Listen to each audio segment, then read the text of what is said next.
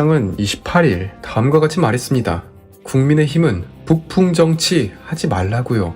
그러니까 지금 공무원 사건을 이용해서 국정 흔들기 하지 말랍니다. 그런데요, 제가 한 가지 묻고 싶습니다.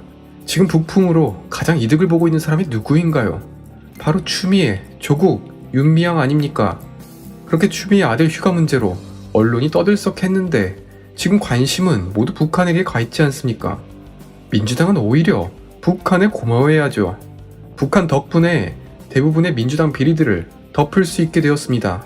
그 중에서도 서울 동부지검은 정말 귀신같이 추미애 장관, 아들, 보좌관 모두에게 불기소 처분을 내렸습니다. 모든 죄목, 혐의가 없다고 합니다. 사실 놀랍지도 않습니다. 그동안 몇 차례 인사를 교체했는데요.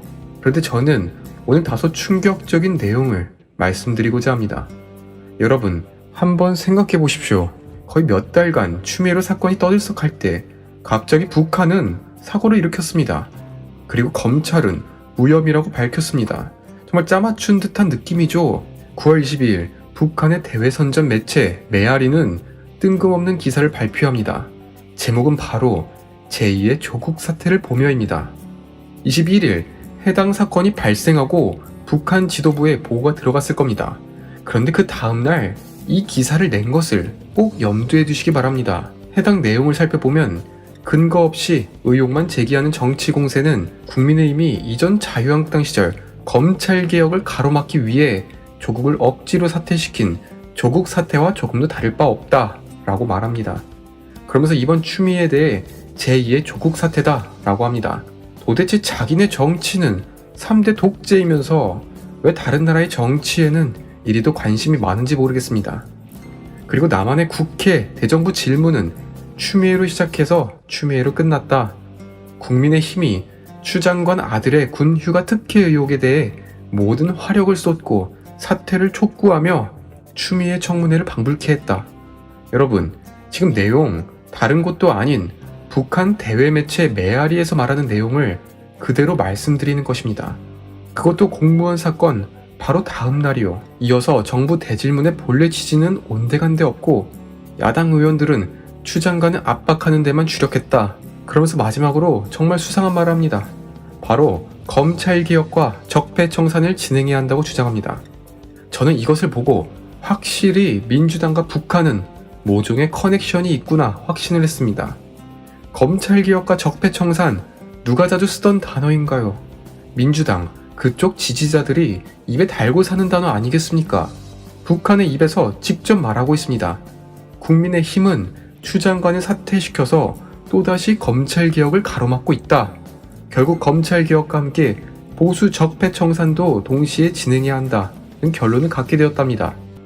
이제 확실해졌습니다. 적국 북한이 보증하는 추미애 조국입니다. 북한 입장에서 추미애 조국이 있어야 자기들에게 유리하다는 말입니다. 이제 최근의 사태를 정리해보겠습니다. 올해 초 추미애 법무부 장관이 임명되었고 부임 초기부터 검찰개혁을 주장했습니다. 그러나 아들 병역비리가 부상하며 몇 달간 야당과 언론의 비판이 이어졌습니다. 그런 와중에 북한은 평화 모드를 깨고 간헐적인 도발을 벌였습니다. 특히 연락사무소 폭파, 김정은 신상 문제에 관하여 속보가 나올 때마다 추미애 조국에 대한 비리는 숨었습니다. 그리고 이번 검찰 고위급, 중간급 인사가 단행되었습니다. 그 다음 북한은 이해하기 어려운 사건을 벌였고 인사 개편된 서울 동부지검은 모든 혐의에 대해 부정했습니다. 정말 의아하면서도 수긍이 가는 수사 결론입니다. 조중동, 한겨레, 경향, 5대 언론사와 종편 뉴스에서 그렇게 비리에 대해 보도를 했지만 결국 추미애의 서울 동부지검은 혐의가 없다고 합니다. 그러면 이제부터 국회의원 보좌관 약 500여 명은 의원의 자식 휴가를 전화로 연장할 수 있게 되었습니다. 그렇다면 대통령은 뭐라고 말했을까요? 6일 만에 그 무거운 입을 열고 다음과 같이 말합니다. 김정은의 사과는 각별하다고요. 정말 대단합니다. 민주당 후보일 때는 자기는 김정은이 가장 두려워하는 대통령이 될 것입니다. 이런 소리나 하더니 지금은 무서워하기는커녕 얕보고 있습니다. 그러면서 남북관계가 파탄으로 가지 않기를 바라는 마음을 확인할 수 있다고 합니다. 이번 사태의 해결을 위해서 남북관계의 미래를 위해 도움이 되길 바란다고 말합니다. 도대체 미래가 어딨나요? 이번 정부는 되게 사소한 것에 고마워하는 정부입니다. 통지문 10문단 중에서 끝에 2문단에 사과가 있다고 그것만 질질 물고 늘어지는 정말 소박한 정부입니다. 저는 이 댓글이 정말 마음이 아팠습니다. 정치에 아무 관심 없는 내가 봐도 이건 정말 어처구니 없고 화가 나네요. 진심 무개념의 극치를 보여주네요. 우리나라 대통령이 맞나 하는 생각이 들고 허탈하네요. 저도 그렇습니다.